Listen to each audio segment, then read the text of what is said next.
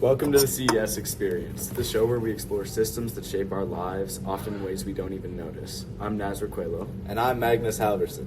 Today we begin our deep dive into healthcare inequality in the United States, a story that begins long before your first doctor's visit. It begins with history.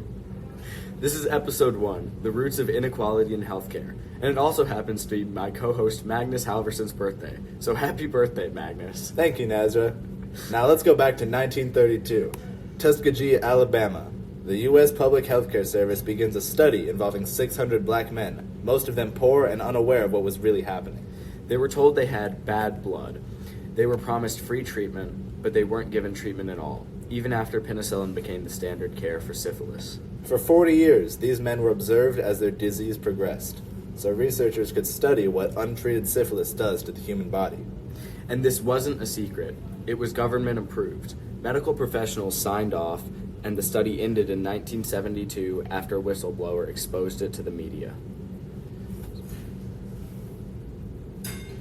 Tuskegee became a symbol of betrayal, one reason why black Americans still have deep mistrust in the healthcare system today.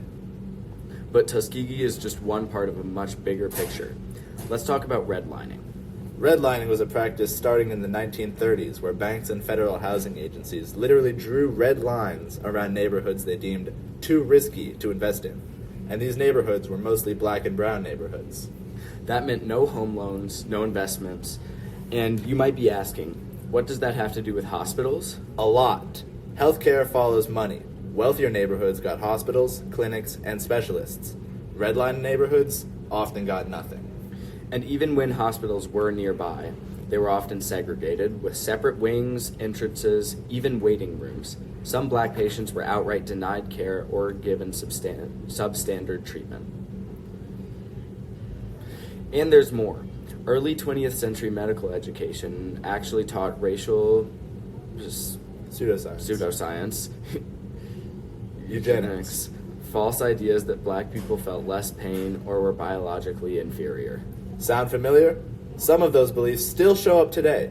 In fact, a 2016 study found that nearly half of medical students held at least one false belief about black people's biology, like thicker skin or less sensitive nerve endings.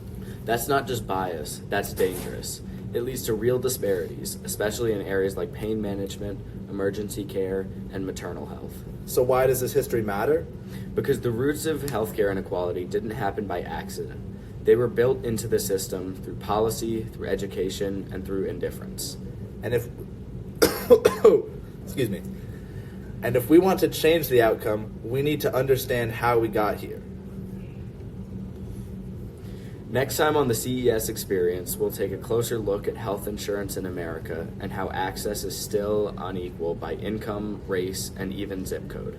Thanks for listening to Episode 1, The Roots of Inequality in Healthcare. If you liked what you heard, be sure to subscribe, share, and leave us a review. Until next time, take care of yourselves and each other. Dun, da, da.